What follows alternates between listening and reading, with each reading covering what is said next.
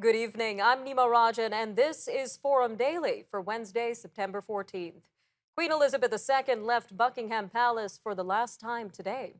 Britain's longest serving monarch is lying in state at Westminster Hall.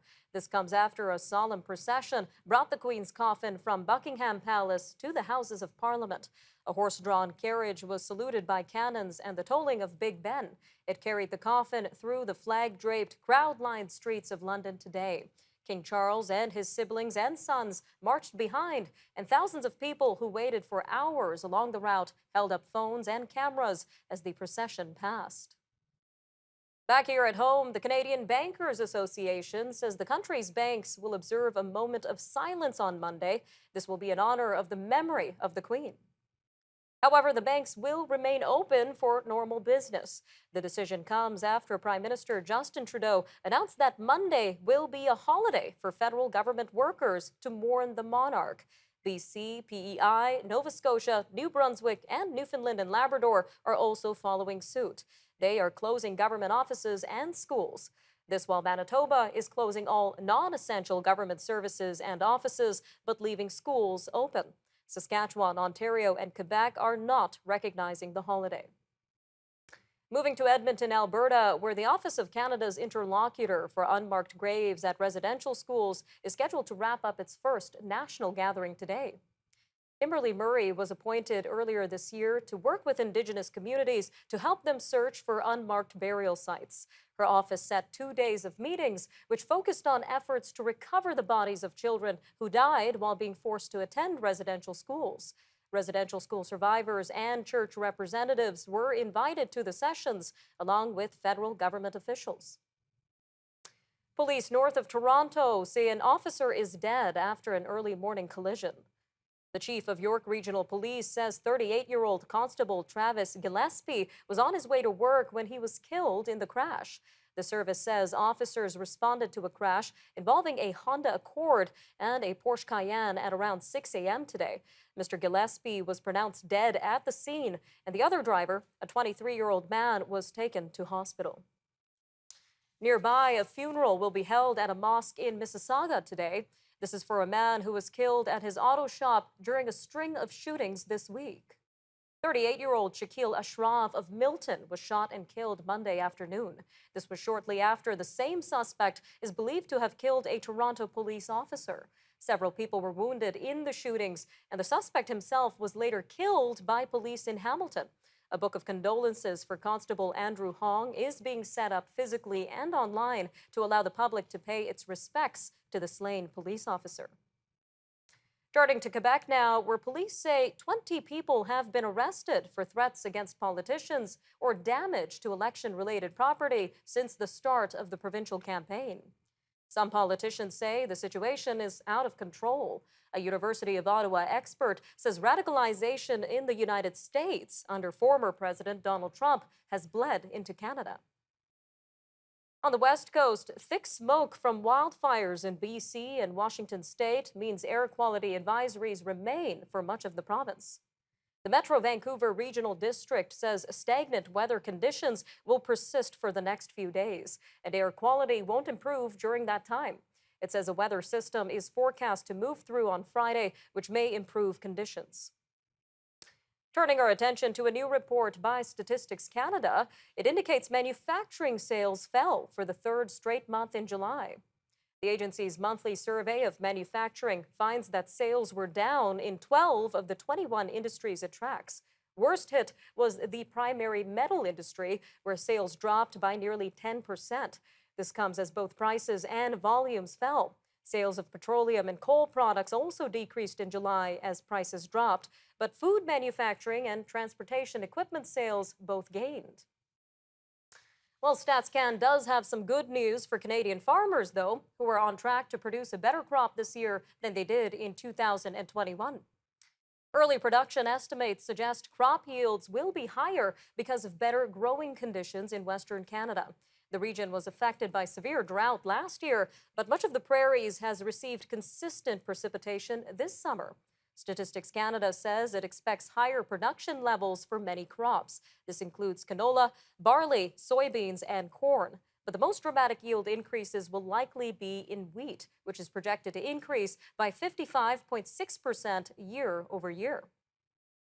Forum Daily will be right back after the break with a look at long COVID and who is being affected. Dr. Abhishek Rao joins us to unpack a report by the WHO on the condition. Stay with us. We'll be back after a short break.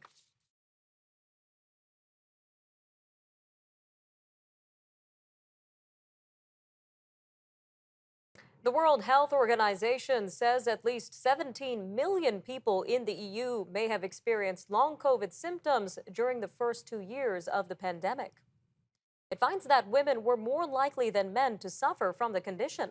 The study for the WHO by the Institute for Health Metrics and Evaluation tracked roughly with other emerging research. Meanwhile, Ontario's recently disbanded science table reported that the province needs a comprehensive strategy to deal with long COVID. The team of scientists are calling for substantial investment in research and healthcare resources. They say this is needed to mitigate the long-term health, social, and economic impacts of long COVID. Well, joining us now to talk more on this in our weekly medical segment is Dr. Abhishek Rao, Medical Director at Apple Tree Medical Group. Dr. Rao, welcome back to Forum Daily. Thanks for having me, Nima. So, how many people in Canada are affected by long COVID, Dr. Rao? That is a very good question. So we know that early on in the pandemic, the WHO estimated that roughly 10 to 20% of COVID patients would get long COVID symptoms.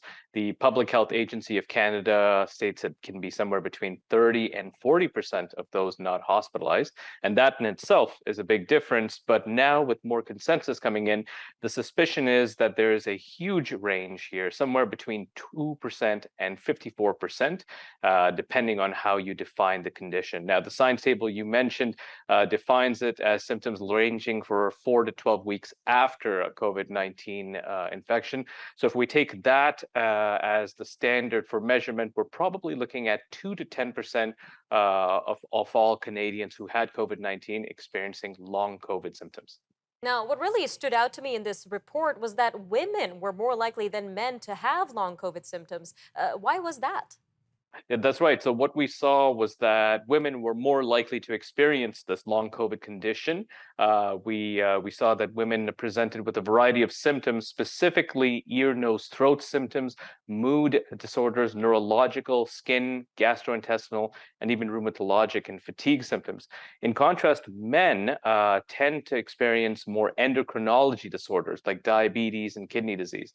Now, we don't know exactly why that's the case, but what we do know is that women tend to mount a more robust and rapid immune response, which will probably help fight the initial infection.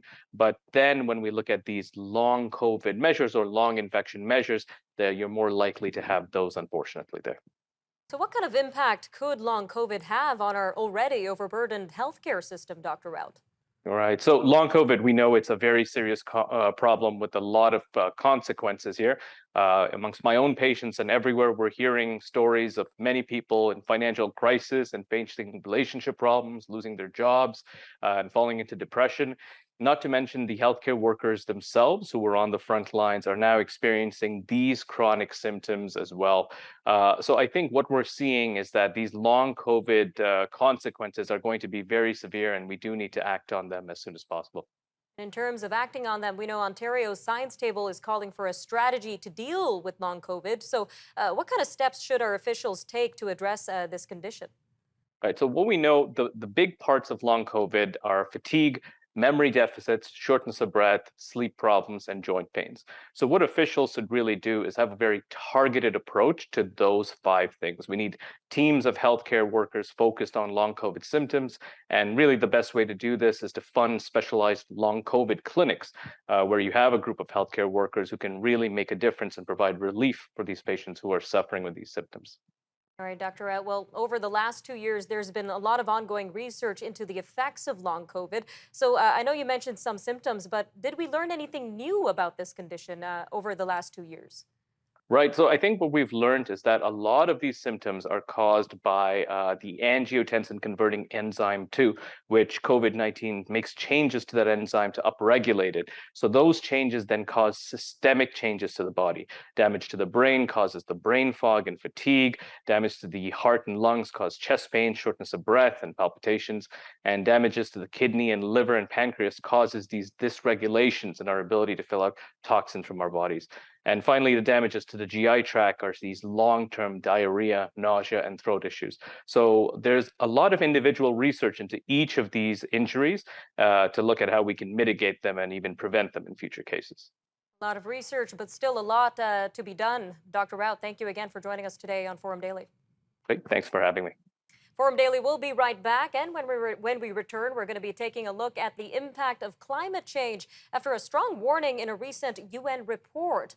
The UN chief says that this is only going to get worse, and action needs to be taken right now. We'll have more on that story with Lisa Yu, the National Policy Manager at the David Suzuki Foundation. She's going to unpack the report, climate trends in Canada, and what can be done. Stay with us.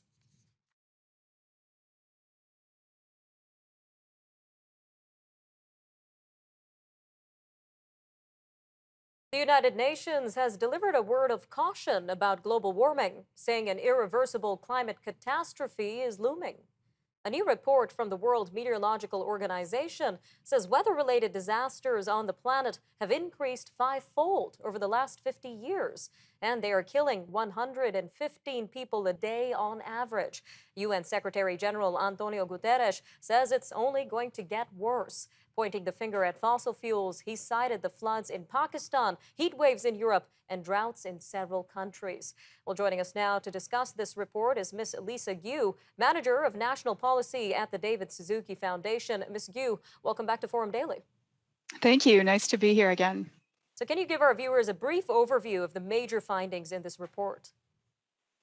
This new report is a compilation of the most recent science on climate change impacts and responses from multiple UN agencies, compiled from the perspective of the UN Specialized Weather Agency, so a unique perspective. And in terms of its major findings, I'm afraid it's not good news. The report was released under the headline, "We are headed in the wrong direction." The report finds that emission levels continue to rise and fossil fuel emissions are now back to above pre-pandemic levels after a temporary drop during lockdowns in 2020 and 2021, and that governments simply aren't doing enough to cut emissions. The report finds that we're dangerously close, in fact, to approaching climate tipping points as global temperatures continue to rise. 1.5 degrees Celsius of global warming is the point at which climate impacts will become increasingly harmful for people and the planet. And this report finds that there's now almost a 50-50 chance that that key threshold will be crossed at least 1 year in the next 5 years in terms of average temperatures. Billions of people around the planet are expected to be exposed to intense climate change impacts. Very concerning information indeed, Ms. Gu. Now, this report says weather-related disasters have increased fivefold worldwide over the past 50 years. So what has the trend been in Canada in terms of that time period? Canadian science confirms that it's virtually certain that Canada's climate has also warmed and that it will warm further in the future. And both the observed and projected average temperature increases in Canada appear to be actually above the global average. So the climate is warming in Canada faster than those global averages, as concerning as that is. Now, Mr. Guterres points to fossil fuels as the primary source of these climate disasters, and he's saying that that countries that are trying to replace Russian oil, gas, and coal with their own energy are also adding to this issue. So, what are some realistic alternatives for such inflation-hit countries amid this ongoing war? Yeah, it's the question of our time, isn't it? I mean, climate change is already reason enough to decarbonize our energy systems. And the David Suzuki Foundation conducted an analysis with academic partners showing that powering Canada on 100% clean energy is achievable by 2035. But now we're also seeing anew that fossil fuel systems are vulnerable to geopolitical instabilities, like the situation facing Europe right now. Of course, the transition isn't going to happen overnight, but I think current global events really underscore the urgency to decarbonize our energy systems. And moving towards energy independence by transitioning off of fossil fuels and towards renewables not only provides more energy security, but it can also be less costly for people in those countries. And of course, we have to consider the cost of doing nothing. We simply can't afford to not take these actions in light of the findings of this recent report. Now, what really stood out to me, the term that stood out to me in this report was climate catastrophe. So, what would a climate catastrophe look like in Canada? Well, I mean, in recent years, climate fires and extreme heat events have brought this threat into focus right at our doorstep. And even while we work to reduce emissions to prevent the worst effects of climate change, we also need to embrace adaptation strategies that will help make our communities more resilient. Some of the effects of climate change are also more insidious, but still could be catastrophic. Just one example that I think many people will be familiar with of an increased disease threat is the increasing spread of Lyme disease as temperatures warm and ticks establish themselves farther north. So we can expect to see increased climate effects at multiple levels right here in Canada and around the globe. All right, Ms. Q, thank you again, and we'll be right back after a short break.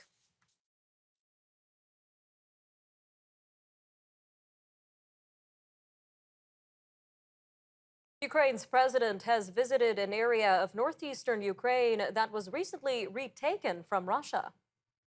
Moscow's forces left the war-scarred city of Izium last week. This comes as Ukraine pressed forward in a sweeping counteroffensive. The operation has reclaimed vast areas of territory in the country's northeastern Kharkiv region in just a matter of days. Prosecutors claim that local residents in Izium were tortured and killed during Russia's half-year occupation.